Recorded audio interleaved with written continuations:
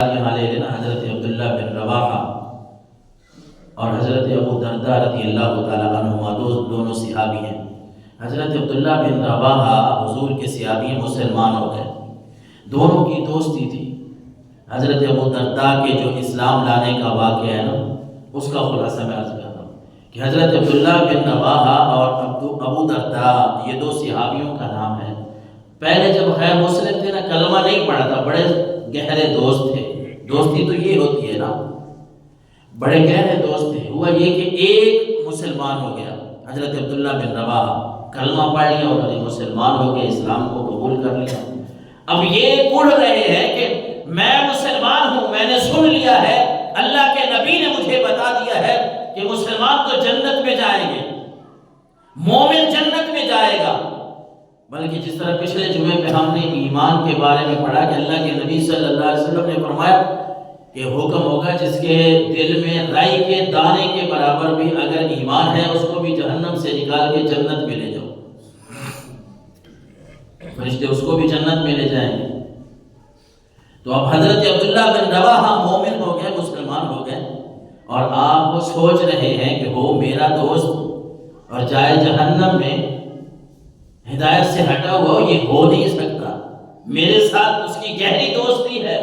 تو حضرت عبداللہ بن رواحہ حضرت ابو درداء کے گھر گئے۔ حضرت ابو درداء کا پوچھا وہ گھر نہیں تھے، بیوی ان کی گھر تھی۔ ان کے گھر جو بت رکھے ہوئے تھے نا، حضرت ابو درداء کے گھر وہ توڑ دیے، اور اس کی بیوی کو پیغام دیا کہ ابو درداء آئے نا تو انہیں بتانا کہ میں آیا تھا، یعنی عبداللہ بن رواحہ آئے تھے، وہی توڑ کے گئے ہیں بت، اور وہ مسلمان ہو گئے ہیں۔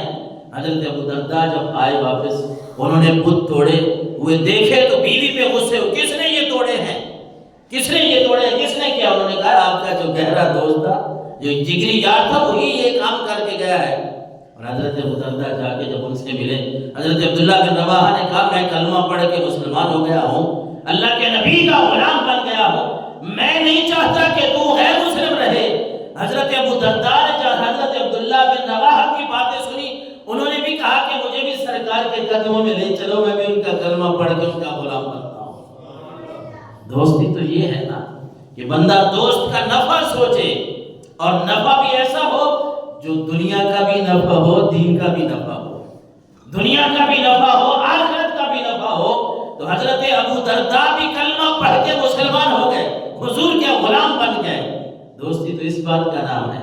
حضرت ابو سعید خدری رضی اللہ تعالیٰ عنہ فرماتے ہیں انہو سمع رسول اللہ صلی اللہ علیہ وسلم یقول لا تصاحب الا مومنا۔ اللہ کے نبی نے فرمایا کہ جب بھی دوست بناؤ نا، ساتھی بناؤ تو مومن بندے کو بناؤ، جو دل کا مومن ہو، پکا اسلام کا پیروکار آدمی ہو، اس کے ساتھ دوستی کرو۔ یہ دوستی کا معیار ہے کہ دوستی رکھنی ہے تو کیسے لوگوں کے ساتھ رکھنی ہے، اٹھنا بیٹھنا جہاں ہمارا زیادہ ہو وہ ہمارے کیسے لوگ ہوں۔ اللہ کے نبی نے فرمایا لا تصاحب الا مومنا۔ حضرت ابو سعید خدری کہتے ہیں میں نے خود حضور سے سنا کہ حضور فرما رہے ہیں تمہارا دوست جو ہے وہ ہمیشہ مومن ہونا چاہیے، کیونکہ مومن کبھی دھوکہ نہیں کرتا۔ جس طرح اللہ کے نبی کی مختلف احادیث کا خلاصہ ملتا ہے، مومن جھوٹا نہیں ہوتا۔ حضور سے پوچھا گیا نا، حدیث مبارکہ کا مفہوم ہے کہ اللہ کے نبی مومن بزدل ہو سکتا ہے؟ آپ نے فرمایا ہاں فطرت ہے، ہو سکتا ہے بندہ کبھی بزدل ہو۔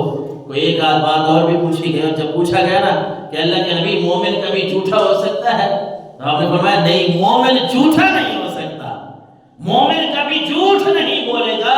باقی کچھ فطرتی عمل ہے جو انسان کے اندر ہوتے ہیں، کچھ کمزوریاں ہیں، لیکن ہو مومن اور جھوٹ بولے، اللہ کے نبی نے فرمایا یہ نہیں ہو سکتا۔ لہذا اس حدیث مبارکہ میں فرمایا اپنی دوستی، اپنا یارانہ اس کے ساتھ گانٹھو، اس کے ساتھ جوڑو جو مومن بندہ ہے، جو تمہیں اللہ کی یاد دلائے، اللہ کے نبی کی تمہیں باتیں سنائے، تمہیں آخرت کی یاد دلائے، اس کے ساتھ اپنی دوستی جوڑو۔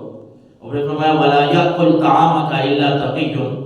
اپنا کھانا ہمیشہ متقی لوگوں کو کھلاؤ، جو نیک لوگ ہیں ان کی دعوتیں کیا کرو، ان کو اپنے گھر بلایا کرو، انہیں کھانا کھلایا کرو۔